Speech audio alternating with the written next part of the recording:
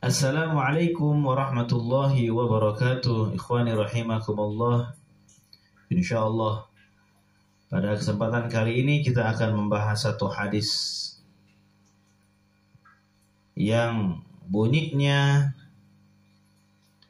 Ithnani la yanzurullah ilaihima yaumal qiyamah. Ada dua golongan yang tidak akan dipandang oleh Allah Subhanahu wa taala pada hari kiamat. Ya. Jadi dua golongan ini, dua orang ini tidak akan mendapatkan pandangan rahmat Allah nanti di hari kiamat. Jangankan dimasukkan ke dalam surganya Allah, dipandang pun oleh Allah itu tidak. Ya. Dilirik pun itu tidak mendapatkan. Ya. Gimana kalau misalkan kita ya punya teman ketemu dengan kita tapi pura-pura nggak kenal, pura-pura dia itu tidak mengenal kita, dengan tidak memandang kita, ya. Pasti kita sakit hati gitu kan ya, apalagi nanti di akhirat lebih sakit lagi, ya. Kita tidak akan mendapatkan pandangan rahmat Allah, pandangan kasih sayang Allah, ya. Nah, nanti ada dua golongan yang tidak mendapatkan pandangan rahmat Allah Subhanahu wa taala. Yang pertama yaitu qati'ur rahim. Itu orang yang memutuskan tali persaudaraan. Ya. Adik dengan kakak, keponakan dengan paman, ibu, ayah dengan anak dan sebagainya. Sepupu dengan sepupu. Nah, itu orang yang memutuskan tali silaturahim, ya, itu nanti di akhirat tidak akan mendapatkan pandangan rahmat Allah Subhanahu wa taala. Gitu ya. Karena sekarang banyak orang-orang yang punya prinsip begini ya. Katanya dia bilang pernyataan seperti ini. Batur jadi dulur, dulur jadi batur. Jadi saudara jadi orang lain jadi saudara. Nah, ini pernyataan yang salah. Pernyataan yang kurang benar. Harusnya kita bikin seperti ini. Dulur jadi dulur tetap dulur, batur jadi dulur. Itu ya. Saudara tetap saudara, orang lain jadikan saudara oleh kita. Nah, itu konsep yang baik, yang bagus gitu ya. Karena sekarang banyak seperti itu ya. Orang-orang dengan adiknya, dengan kakaknya saling bertengkar, saling membenci ya, sampai putus tali persaudaraannya gitu ya. Yang padahal itu sangat dilarang oleh Allah Subhanahu wa taala. Bahkan ancamannya dari Allah tidak akan mendapatkan pandangan Allah Subhanahu wa taala.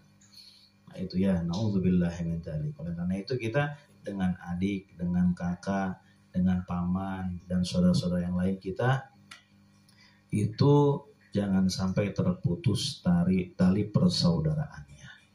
Agar kita nanti mendapatkan pandangan kasih sayang Allah Subhanahu wa taala di hari kiamat. Kemudian yang kedua, ikhwani rahimakumullah, orang yang tidak mendapatkan pandangan rahmat Allah adalah wajarusu, tetangga yang jelek, ya, tetangga yang buruk akhlaknya, tetangga yang menyakiti tetangga yang lainnya, ya, tetangga yang tidak tahu ya atau tidak mau berbuat baik kepada tetangga yang lainnya. Nah, jika ada tetangga yang buruk seperti ini, nanti Allah di akhirat tidak akan memberikan pandangan rahmatnya. Ya, oleh karena itu kita dengan tetangga harus baik ya.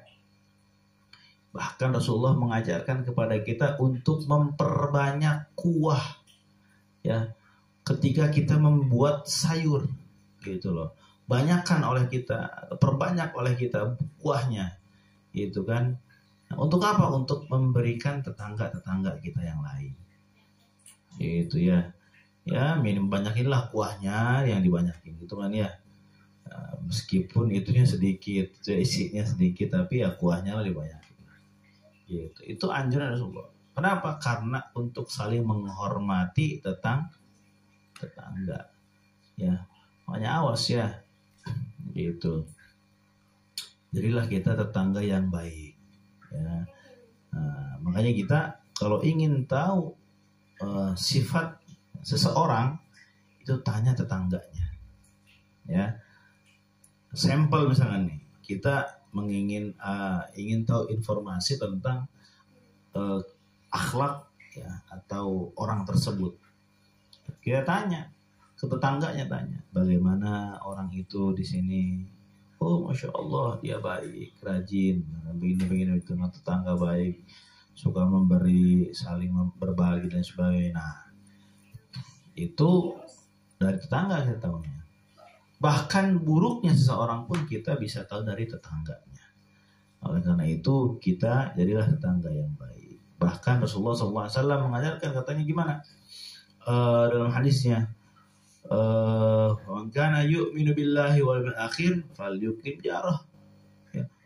Siapa orang yang mengaku iman kepada Allah dan iman kepada hari akhir, maka hendaklah dia memuliakan tetangganya. Ya, jadi patokan keimanan seseorang, kesempurnaan iman seseorang adalah apa? Ketika dia mampu memuliakan tetangganya. Gitu ya. Ketika dia mampu memuliakan tetangganya, berarti iman dia sempurna.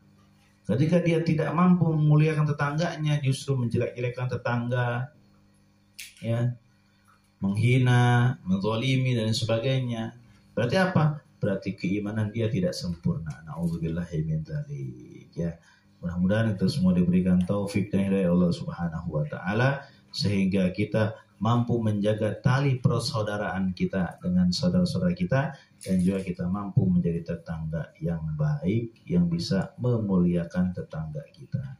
Amin ya Allah ya Rabbal Alamin. Hadis ini diriwayatkan oleh Imam Ad-Dailami dari Sayyidina Anas bin Malik radhiyallahu anhu. Terima kasih. Mudah-mudahan ada manfaatnya. Wal afu minkum. Wassalamualaikum warahmatullahi wabarakatuh.